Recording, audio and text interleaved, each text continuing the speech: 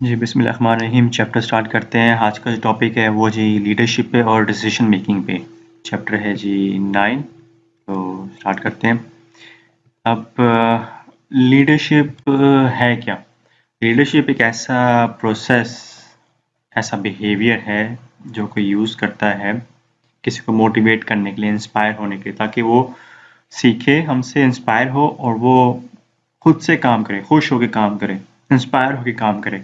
वो ऐसे बोले मैंने ये बनना है, जो वो बंदा जो मेरा लीडर काम करता है मैंने वैसे ही काम करना है। इस वजह से आजकल आप जितनी पार्टीज के फॉलोअर्स देखते हैं वो अपने लीडर से इंस्पायर हो जाते हैं। तो लीडर जो भी बोलता है बेशक सही हो या सही ना हो, वो इतने इंस्पायर हो चुके होते हैं, इतने मोटिवेट हो चुके होते हैं कि उसको ब्लाइंडली फॉलो करते हैं। ऐसा होता है लीडर। तो ये है जी लीडरशिप। अब मैनेजमेंट और लीडरशिप में क्या डिफरेंस है? मैनेजमेंट में देखिए हमने हमेशा से डिस्कस किया कि planning, organising, leading and controlling होती है। लीडरशिप में भी यही चीज़ें हैं लेकिन स्लाइटली डिफरेंट है। लीडरशिप में आप एजेंडा सेट करते हैं कि हम लोग का एजेंडा है क्या, डिस्कशन करते हैं, अलाइनमेंट करते हैं, सबको साथ लेके चलते हैं, सबके अलाइनमेंट करते हैं, मतलब इन्वॉल्वमेंट करते हैं बहुत ज़्यादा। फिर आप इंस्पायर करते हैं, इतना मोटिवेट करते हैं, इतना इंस्पायर करते हैं खुद काम करके। मैनेजमेंट में लोगों को बताया जाता है आपने ये काम करना है, लेकिन लीडरशिप में आप खुद काम करके दिखाते हैं, आप सबसे आगे होते हैं। मैनेजमेंट में एम्प्लॉय आगे होते हैं और बॉस उनको लीड कर रहा होता है। लीडरशिप में बॉस सबको लीड कर रहा होता है सबसे आगे होके कि देखो ये मैंने ऐसे किया, मेरी लाइफ से सीखो, ऐसे होगा। तो वो इंस्पायर होते हैं, मोटिवेट होते हैं, फिर वो उनको मॉनिटर करता है लीडर। लेकिन मैनेजमेंट में लोगों को कंट्रोल किया जाता है, उसमें कुछ बाउंड्रीज होती है, रूल्स एंड रेगुलेशन होते हैं। कंट्रोलिंग में ज़रा सख्ती आ जाती है, मॉनिटरिंग में सिर्फ ऑब्जर्वेशन आती है। तो ये डिफरेंस है। और जहाँ इन दोनों के कॉमन कैरेक्टरिस्टिक्स मैच होते हैं वो एक कंटेम्प्रेरी लेटेस्ट स्ट्रेटेजिक लीडरशिप में आ जाती है। ये भी आगे भी इसका कॉन्सेप्ट आएगा। ये देखें जी, ये लीडर्स एंड मैनेजमेंट में डिफरेंस है। मैनेजर जो है वो चीज़ों पे फोकस करता है, मैनेजर लोगों पे फोकस करता है, लीडर इंस्पायर करता है, मोटिवेट करता है, लेकिन जो मैनेजर है वो ऑर्गेनाइज करता है, चीज़ों को कंट्रोल करता है, रूल्स एंड रेगुलेशन को फॉलो करना होता है उसमें मैनेजमेंट में। यहाँ पे मैंने एक और लिंक दिया है, अगर आप इसको देखें, इसमें वीडियो इसमें मैनेजर और लीडरशिप को बहुत खूबसूरती से डिफ्रेंशिएट किया गया है।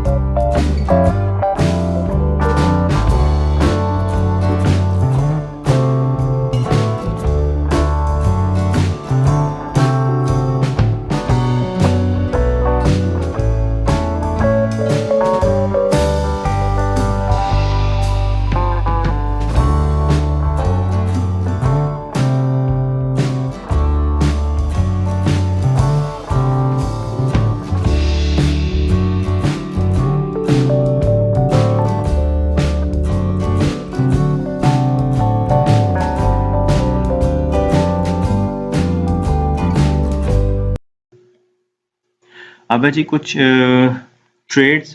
ट्रेड्स का मतलब होता है खुसूसियात।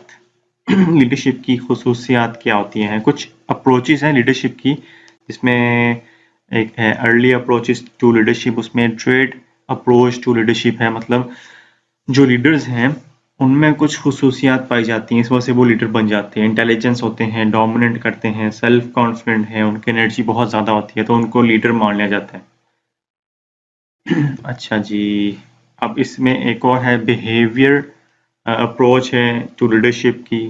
जो लीडर्स हैं वो डिफरेंट बिहेवियर अडॉप्ट करते हैं अपनी लीडरशिप में, जिसमें है नंबर 1 आपकी टास्क फोकस, और नंबर 2 है जी आपके एम्प्लॉय फोकस।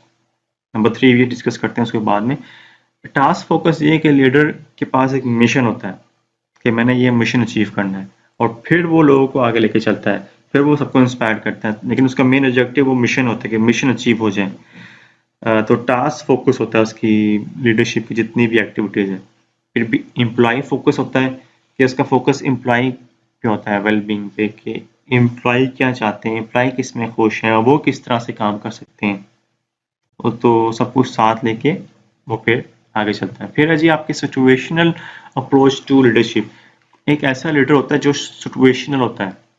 मतलब अक्सर आजकल हम सुनने को मिलते हैं, कहते हैं जी कि ये लीडर कैसा है, इसने यू टर्न ले लिया, इसने कल कुछ और कहा था, आज कुछ और कहा था। सिर्फ एक नहीं, पॉलिटिकल पार्टीज में काफी लोग हैं जिसकी बार बार वीडियोस दिखाते हैं, कल आप उसके साथ थे, आज इसके साथ थे, कल आपने वो कहा था, ये कहा था। तो ये भी लीडरशिप में आता है, क्योंकि लीडर्स सिचुएशन के हिसाब से अपना स्टैंड चेंज कर लेते हैं। उनका मिशन सेम रहता है, अल्टीमेट गोल, लेकिन वो अपने चीज़ों को चेंज कर लेते हैं सिचुएशन के हिसाब से। जो अगर एक चीज़ काम नहीं कर रही तो कोई सिचुएशन को चेंज कर लेते हैं, या ऐसे भी कह सकते हैं कि डिफरेंट लोगों से डिफरेंट तरीके से मिलना, जिस तरह की उनकी नेचर है वो कोई सिचुएशन के हिसाब से है। फिर है जी आपके ट्रांसफॉर्मेशनल लीडरशिप और ट्रांसएक्शनल लीडरशिप। ट्रांसफॉर्मेशन होता है कि आप चीज़ों को कन्वर्ट कर रहे होते हैं, कुछ चीज़ों को। मतलब आप रेवोल्यूशन लेके आ रहे होते हैं, आप लोगों को मोटिवेट करते हैं चेंज के लिए, आप लोगों को एक विजन देते हैं कि देखें ये मैं चाहता हूँ, आप लोगों का भी इसमें फ़ायदा है, ऐसा होगा आने वाले सालों में, तो हमें इस चेंज के लिए फ़ाइट करनी है, अपने हक के लिए फ़ाइट करनी है। जैसे कि कायदे आज़म ने एक विजन दिया, लामा इकबाल ने विजन दिया कि सेपरेट मुल्क होना चाहिए मुसलमानों के लिए। तो एक विजन था, वो ट्रांसफॉर्म लीडरशिप में आ जाता है कि लोग इंस्पायर हो जाएं, उसकी बात माने, उसको सुने कि हाँ ये तो वाकई जो विजन बता रहा है वो हम लोग के लिए ही है। तो आजकल जो भी अपोजिशन पार्टी में हो वो ट्रांसफॉर्मेशनल लीडरशिप यूज करने की कोशिश करता है, वो बताता है जी कि फ्यूचर में ऐसा होगा अगर उनकी पार्टी आ गई। फिर ट्रांजैक्शनल क्या है? ट्रांजैक्शनल वो है कि एम्प्लॉय को मोटिवेट करता है रूटीन के कामों में जो ऑलरेडी काम हो रहा है। अगर पॉलिटिकल पार्टी की एग्जांपल लें, जब वो पॉलिटिकल पार्टी अपोजिशन में होती है तो ट्रांसफॉर्मेशनल लीडरशिप होती है कि फ्यूचर में ऐसा होगा, और जब वो अपने लीडरशिप में आ जाते हैं तो लीडरशिप में वो ये नहीं कहते कि फ्यूचर में ऐसा होगा, वो लोगों को इस बात पे इंस्पायर करते हैं कि ये काम आपने करना है और काफ़ी देर तक यही करते रहना है। यही काम करते रहेंगे तो हम एक कौम बन जाएंगे, यही काम करते रहेंगे तो हम लोग का फ़ायदा होगा। Transformation future, transaction current, routine activity.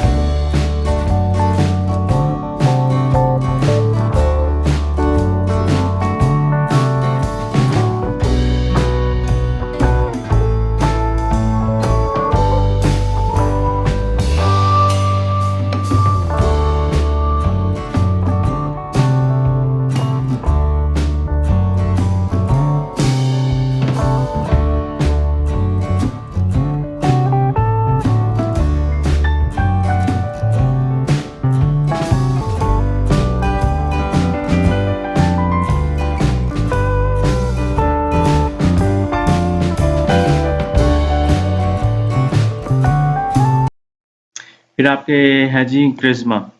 अच्छा, हम डिस्कस कर रहे हैं leadership through the eyes of followers. Followers किस तरह से समझते हैं लीडरशिप को, किस तरह दिखता है। एक है क्रिस्मा, क्रिस्मैटिक लीडरशिप। क्रिस्मा है जी आपका ऐसी ऐसे स्किल्स इंसान के जो कि लोगों को बहुत इंस्पायर करते हैं। मतलब आपने देखा होगा कभी आप किसी को सुनते हैं, आप कहते हैं यार क्या बंदा है, क्या आवाज़ है इसकी, क्या अल्फाज हैं इसके, क्या ज़बरदस्त बोलता है वो, क्या पर्सनैलिटी उसकी, क्या ड्रेसिंग है उसकी। बेशक सही बोलता है या नहीं, लेकिन आप उसकी क्रिस्मेटिक पर्सनैलिटी से इंस्पायर हो जाते हैं। एक ज़बरदस्त इंसान है ये, तो उसे कहते हैं charismatic leadership.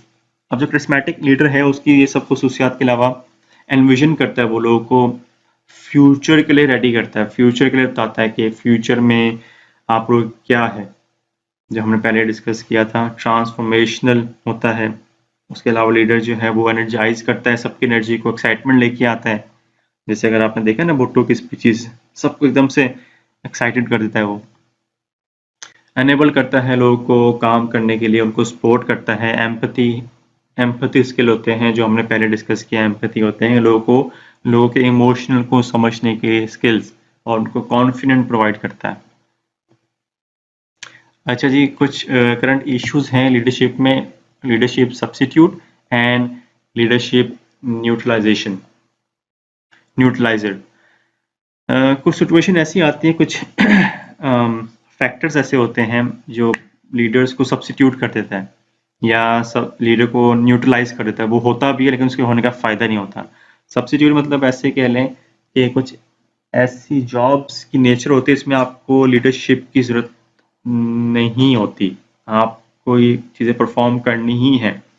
For example fire fighter है, फायर फाइटर को हमेशा हर वक्त इमरजेंसी के लिए रेडी होना चाहिए, और कोई ऐसी सिचुएशन आ जाए जो कि बिल्कुल न्यू हो तो उसको खुद फैसले लेने पड़ते हैं। उसको लीडर से पूछना नहीं पड़ता कॉल करके, हाँ जी बॉस ये बिल्डिंग भी जल गई है, मैं क्या करूँ, इस इंसान को बचाऊं या नहीं, ये दूसरे मजहब का है। ऐसे में लीडरशिप सब्स्टिट्यूट हो जाता है। फिर ऐसी लीडरशिप न्यूट्रलाइज हो जाता है कुछ चीज़ों में। कुछ फैक्टर्स होते हैं। फॉर एग्जांपल एक लीडर बिल्कुल यंग चूज़ किया गया किसी ऑर्गेनाइजेशन के लिए, बिल्कुल न्यू है और कम एज है उसकी, और उसके जो एम्प्लॉई है बहुत एक्सपीरियंस है और ज़्यादा एज के हैं। तो ऐसी सिचुएशन में अक्सर वो न्यू यंग लीडर को मानते नहीं हैं या उसकी सुनते नहीं हैं। फिर चेंजिंग नेचर हो चुकी है जी लीडरशिप की। लीडरशिप अब कोचेस बनना शुरू हो चुकी हैं। पहले क्या था जी, सुपरवाइजर हो, मैनेजर हो ऑर्गेनाइजेशन का। आप क्रिकेट भी देखें, क्रिकेट में भी अब जो है कोचेस बन गए हैं। पहले मैनेजर्स होते थे, अब कोचेस बन गए हैं, ताकि उनको ना सिर्फ स्ट्रेटेजिकली चीज़ों को बताए बल्कि उनको मोटिवेट भी करें, उनको इंस्पायर भी करें। लोग कोच वो हो जो लोग देख सकें कि अच्छा इसने ये अचीव किया लाइफ में, क्या बात है। फॉर एग्जांपल हम जावेद मियांदाद को बनाते हैं तो लोग उनसे पहले इंस्पायर हो जाते हैं उसकी परफॉर्मेंस से, फिर वो लोगों को इंस्पायर करते हैं। फिर है जी आपके जेंडर एंड लीडरशिप। अब लीडरशिप में फीमेल्स भी आना शुरू हो चुकी हैं, बिजनेस वुमेन बन चुकी हैं। आप लोग सोचिए और इसमें कौन कौन सी हैं खवातीन जो आप समझते हैं कि अच्छी लीडर्स हैं और आपको नाम भी पता है। ऑफ कोर्स आप बोलेंगे बेनज़ीर है, लेकिन आप उससे सोचें आपको बहुत सी मिल जाएंगी इंटरनेट पे जो कंपनी को लीड कर रही हैं। फिर है जी क्रॉस कल्चरल लीडरशिप। ऐसी लीडरशिप जिसमें ना सिर्फ आप लोगों को समझें बल्कि डिफरेंट मज़हब के लोगों को सोचें, क्योंकि अगर आप इंटरनेशनल ऑर्गेनाइजेशन में जा रहे हैं तो उसमें डिफरेंट मज़हब के लोग काम करते होंगे। तो आपने उनके नेचर समझना है, उनके मज़हब को समझना है उन्हें किस तरह से काम करवाना है। एक ही ऑर्गेनाइजेशन में हिंदू भी है, मुस्लिम भी है, क्रिश्चियन भी है, तो उनके ट्रेडिशन को भी समझना है, उनकी ज़ुबानों को भी समझना है, वो किस तरह से बात करते हैं, किस तरह से शेक हैंड करते हैं, किस तरह से ग्रीट करते हैं, आपको वो सब समझना है। और लीडर के पास वो सब एबिलिटी होती है। अब ये है जी स्ट्रेटेजिक लीडरशिप जो हमने पहले ही डिस्कस किया था कि अब जो है वो लीडरशिप सिर्फ लीडरशिप नहीं है, अब ऐसी लीडरशिप हो चुकी है जिसमें ऑर्गेनाइजेशन का भी फायदा हो, मैनेजमेंट भी हो बीच में इन्वॉल्व, मैनेजमेंट की स्किल्स भी हो और लीडरशिप भी स्किल्स हो। अक्सर लोग ये कह देते हैं, इसमें इशू ये आ जाता है कि जो लीडर्स हैं अक्सर क्योंकि उनकी एबिलिटी पर्सनालिटी ज़बरदस्त होती है, तो अक्सर वो लीडरशिप स्किल की बजाय वो मैनेजमेंट ऑर्गेनाइजेशन का फ़ायदा सोचना शुरू कर देता है, तो ये एक इशू है। इसमें एथिकल लीडरशिप भी आ जाता है कि एक प्रॉब्लम है। जो लीडर है वो हमेशा एथिकल होता है, लेकिन कुछ ऐसे लीडर्स होते हैं जिनकी पर्सनालिटी लीडरशिप वाली होती है, स्किल्स लीडरशिप वाले होते हैं, लेकिन अनएथिकल इश्यूज आ जाते हैं। फॉर एग्जांपल अगर आपने ये मूवी देखी है तो Wolf of the Wall Street, इसमें ज़बरदस्त सेल्समैन जो है, इसके ज़बरदस्त स्किल्स हैं थे मूवी में लीडरशिप के, लेकिन इसने उसको अनएथिकल वे में यूज़ किया, उसको लीगल वे में यूज़ नहीं किया, उस पर केस भी हो गया। इसकी आप मूवी देख सकते हैं, इसकी आप हिस्ट्री देखें, आपको पता लग जाए क्या क्या इसमें गलत काम किए थे इसने। फिर वर्चुअल लीडरशिप भी आ चुकी है। वर्चुअल लीडरशिप में जी के आप अपने लीडर से मिलते नहीं है, लेकिन वो आपको इंस्पायर करता है, वो आपको डायरेक्शन प्रोवाइड करता है इलेक्ट्रॉनिकली ऑनलाइन। आप देखें ऑनलाइन यूट्यूबर्स बहुत ज़्यादा हैं जिसको हम सुनते नहीं, कभी मिले नहीं होते। काइम अली शाह को देख लें, और भी बहुत से हैं जिनको आप सुनते हैं, जिनका आपने चैनल लाइक किया हुआ है, लेकिन आप उनको फॉलो करते हैं, आप कहते हैं यार मैंने इस जैसा बनना है, लेकिन आपको मिले नहीं होते उससे।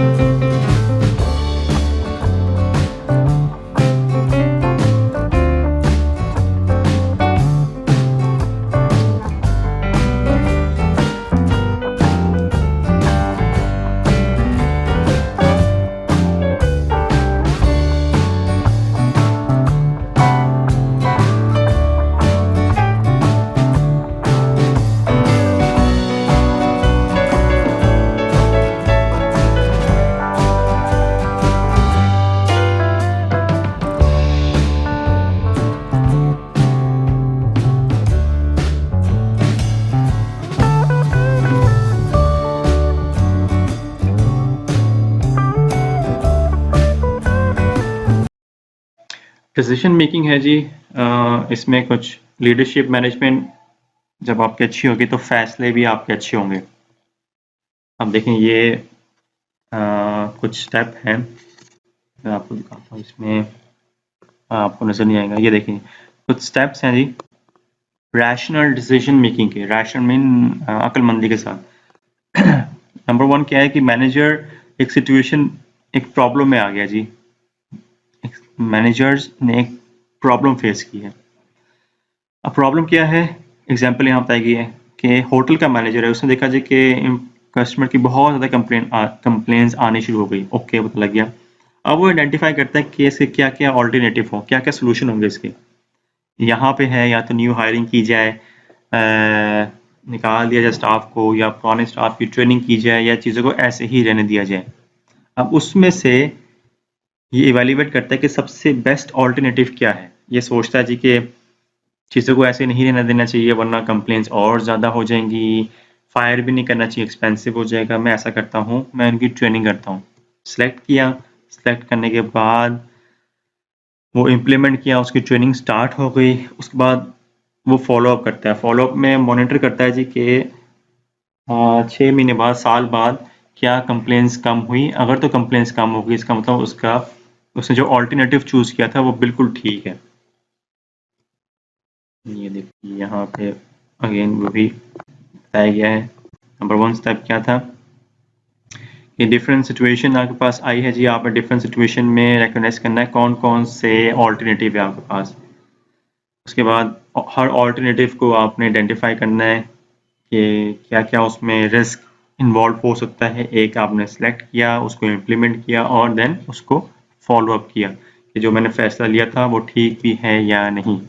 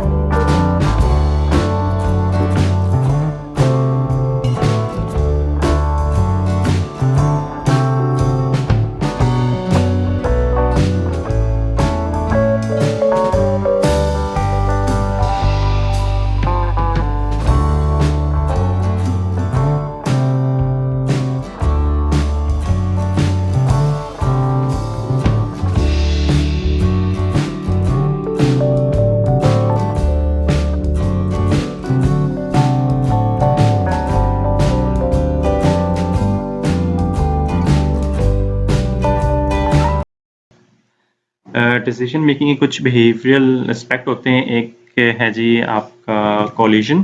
कोलिजन में होता है कि आप फैसला खुद नहीं लेते, फैसला खुद लेते हैं लेकिन आप अ, सबसे डिस्कस करते हैं कि मैंने जो फैसला लिया है आप समझते हैं वो ठीक है या नहीं, तो सबको इन्वॉल्व कर लेते हैं उस फैसले में। फिर इंट्यूशन है जी आपकी, इसमें आपकी इनर बिलीव आ जाते हैं। आपके सिक्स सेंस कह लें, आपकी सिक्स सेंस जो है इसमें काम आती है। आप कहते हैं कि मुझे लगता है ये होगा, बाकी लोग कहते हैं यार पॉसिबल नहीं है, देख लो इसमें रिस्क बहुत है ही नहीं पॉसिबल। आप कहते नहीं मुझे लगता है ये होगा क्योंकि मुझे फ्यूचर में नजर आ रहा है कि ये चीज़ें पॉसिबल होंगी। फिर है जी आपके एस्केलेशन ऑफ कमिटमेंट। इसमें ऐसा होता है कि आप जो फैसला लेते हैं ना वो गलत साबित हो गया। अब आपने फैसले पे इतना कमिटमेंट है आपके अपने फैसले पे कि वो फैसला आप चेंज नहीं करते, उस पर रिसोर्सेज, टाइम, मनी सब यूज़ करते जाते हैं और वेस्ट करते जाते हैं। ये आर्मी के आपको एग्जांपल देता हूँ एक, कि फॉर एग्जांपल एक आपने आर्मी में कोई फैसला लिया और वो गलत हो गया, आपके काफ़ी जो जवान हैं वो शहीद हो गए, लेकिन स्टिल आप अपना इस फैसले पे कायम होते हैं कि मैंने ठीक फैसला लिया, तो आर्मी आप भेजती जाते हैं और वो शहीद होती जाती हैं। तो ये एक एग्जांपल है। उसके बाद रिस्क टेंडेंसी है। रिस्क टेंडेंसी वो ये कि आप रिस्क लेते हैं अपने फैसले में कि ये मुझे लगता है ये चीज़ होगी। रिस्क टेंडेंसी और इंट्यूशन में डिफरेंस ये है कि इसमें आप ब्लाइंड रिस्क लेते हैं, गैम्बलिंग करते हैं कि देख जाइए हो गया, ना हुआ तो ना हुआ। और इससे पहले में आप की सिक्स सेंस काम आती है, आपको लगता है, फीलिंग्स होती है कि वो कामयाबी है, उसमें कुछ कुछ कैलकुलेशन शामिल होती है। ये जी कुछ डिफरेंट लीडर्स हैं दुनिया के। आप सोचें कि डिफरेंट जो हमने डिस्कस किए हैं कैरेक्टरिस्टिक्स, वो किस में क्या फॉल करते हैं। आई होप आपको सबको पता होगा। ये इमरान खान है, ये सलाउद्दीन अयूबी है, ये कायद अज़म में पता है आपको, अडॉल्फ हिटलर है, ये खुमैनी है ईरान के, और ये है जी इब्राहिम लिंकन। बहुत से लीडर्स हैं दुनिया में, आप ढूंढें उनकी खुसूसियात क्या है, लेकिन इनकी लाजमी ढूंढें और बताएं, सोचें क्या हो सकती है। So this is the end of the chapter. फिर आपसे इंशाल्लाह मुलाकात होती है। टिल देन टेक केयर, अल्लाह हाफिज़।